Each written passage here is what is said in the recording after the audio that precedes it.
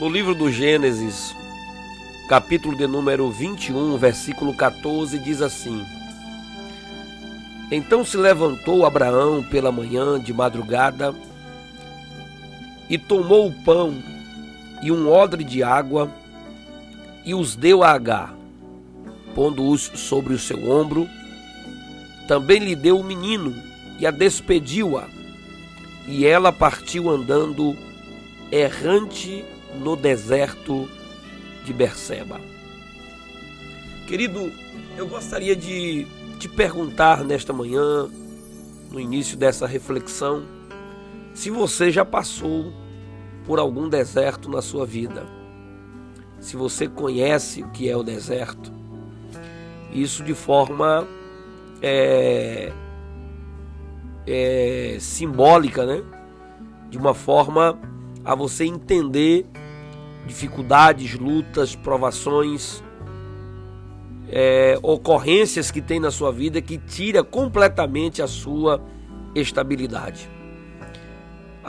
O deserto, a gente sabe que, ou pelo menos o que a gente conhece de deserto, é um lugar de poucos recursos, de pouca chuva, né? Um lugar onde as vegetações não se encontra quase lugares para sombra, e assim as pessoas passam a enfrentar as mais terríveis dificuldades. E atravessar um deserto ou entrar em um deserto sem ter recursos, sem ter nenhum tipo de perspectiva ou ter algum jeito de viver nesse deserto, você, por certo, vai estar em grandes dificuldades na sua vida. E o texto que lemos aqui, ele fala justamente sobre isso.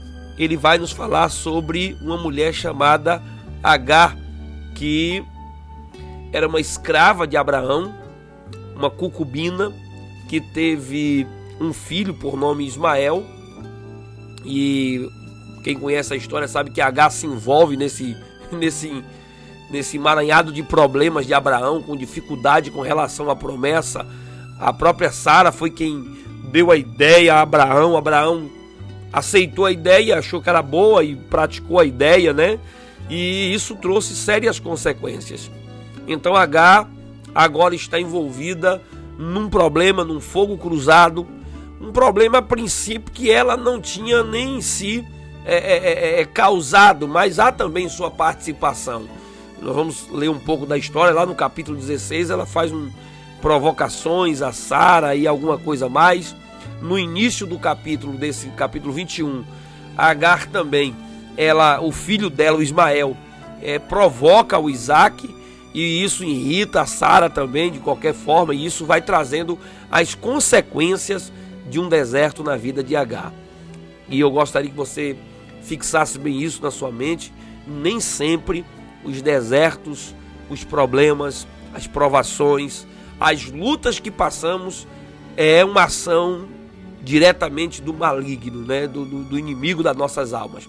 Às vezes, deserto é algo que a gente causa com as nossas próprias mãos, com as nossas próprias ações. Às vezes irritamos, provocamos, brigamos, e às vezes compramos, e enfim, a gente vai tomando decisões na nossa vida que acaba por nos tirar, né? Nos levar para um deserto, causar uma instabilidade na nossa vida.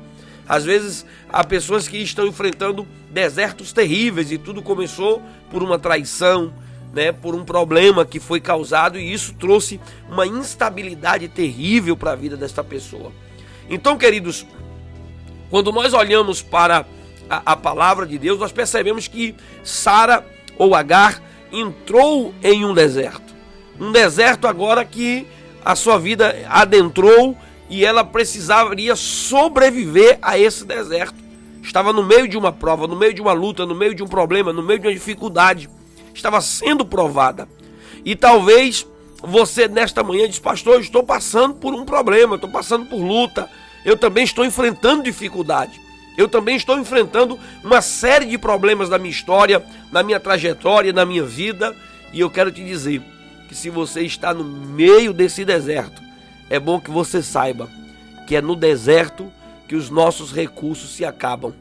Pois o texto sagrado disse que Agar, ela levou provisões. O Abraão aqui deu um odre de água e deu também pão, alimento para que ela levasse. Mas o texto diz que acabou a água, acabou o mantimento, começou a andar, e o deserto é aquele lugar que vai consumindo os nossos recursos, as nossas provisões, né? Então, talvez você está vivendo assim: pastor, realmente o meu deserto tem sido isso, um lugar que os meus recursos estão se acabando. Você já não tem mais a quem recorrer. Às vezes você tem amigos, você tem influência, você tem pessoas do seu lado, e essas pessoas já não conseguem mais te ajudar. Essas pessoas não conseguem mais te socorrer. Essas pessoas já não conseguem mais resolver o seu problema, resolver a sua dificuldade. E aí, meu querido, é a hora que os recursos vão se acabando e você já não sabe mais a quem buscar. Sabe o que acontece no deserto também? No deserto, às vezes, é lugar dos nossos desesperos. Veja o que diz o texto. Agar estava ali no deserto, acabou o recurso. O que ela faz? Ela agora entra em desespero. Ela começa a chorar. A angústia toma conta do seu coração. E a angústia toma conta do seu coração porque no deserto também as pessoas perdem a direção da vida. Ela não sabe a quem procurar, os recursos haviam se acabado. Ela não tem direção na sua vida, pois o texto diz que ela sai errante pelo caminho, pelo deserto, sem saber qual o rumo da vida tomar, que porta correr, que lugar estava indo. Não havia meta, não havia propósito, não havia destino. E então, o que acarreta na vida de Agar? Desespero. Talvez seja isso, querido. Talvez seja isso que tem tomado conta do seu coração nessa manhã. Você está aí sem recurso, é um deserto isso. Você está sem rumo na sua vida, não tem opção para onde você quer ir, para onde você vai chegar. Talvez você está vivendo esse deserto tão terrível na sua vida que agora você só faz chorar. Um princípio de quem está desesperado. Meu Deus, o que eu vou fazer? Não quero ver o meu filho morrer. E aí ela coloca o menino longe, coloca o menino lá debaixo de um arbusto, e ela toma uma distância de um tiro de arco.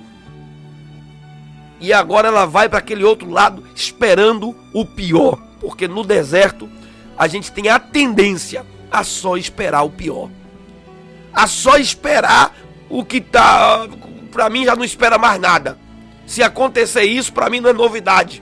Já estava esperando notícias ruins, expectativa mal.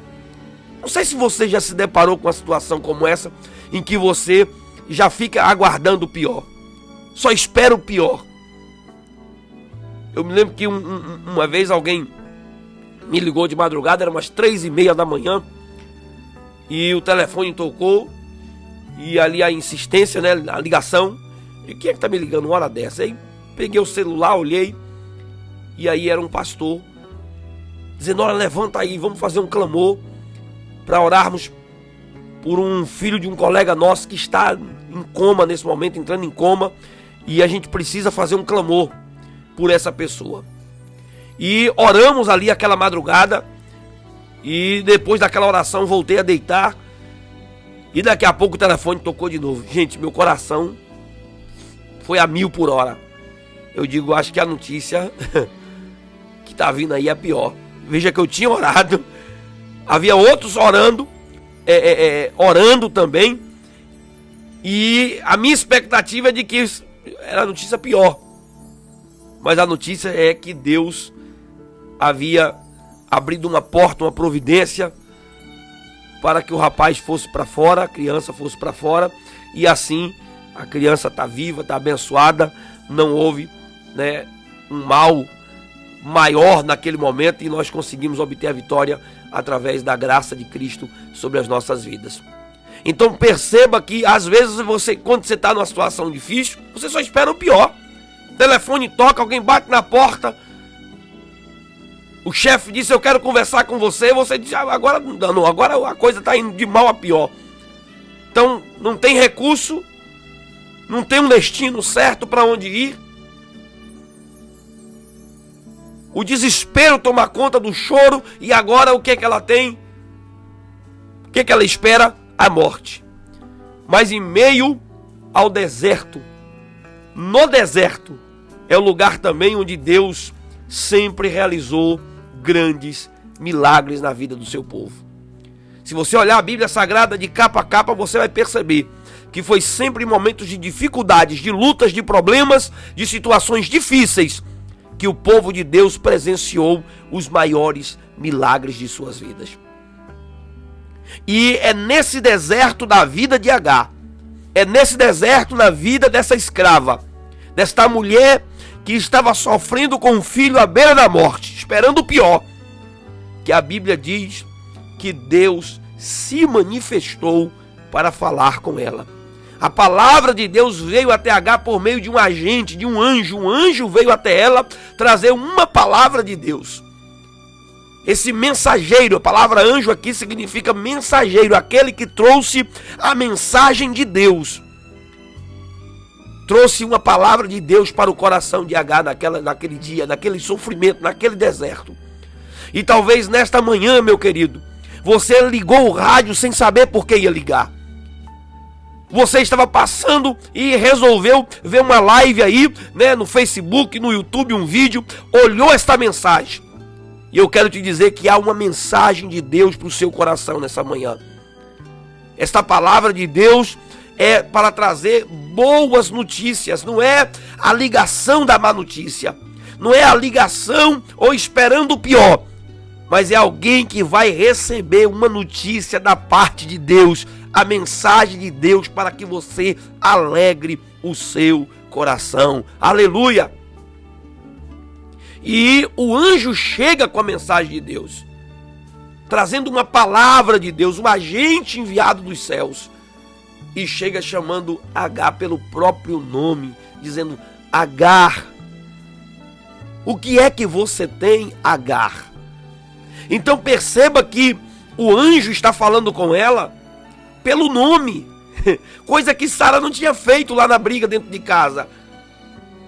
A Sara tinha chamado Agar de escrava, dizendo: essa escrava, o filho dessa escrava não vai herdar o dinheiro, por nomes pejorativos. Sabe quando você usa um nome, né, uma palavra de forma pejorativa para tentar humilhar alguém? Trabalhadorzinho, empregadozinho, né? Pastorzinho. Tem gente que usa assim, às vezes o termo já ele pode ser tão carinhoso como pode ser também pejorativo.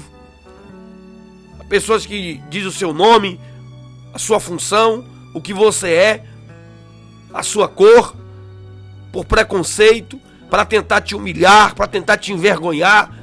E aí o anjo chega para Agar e diz: Agar, o que é que você tem?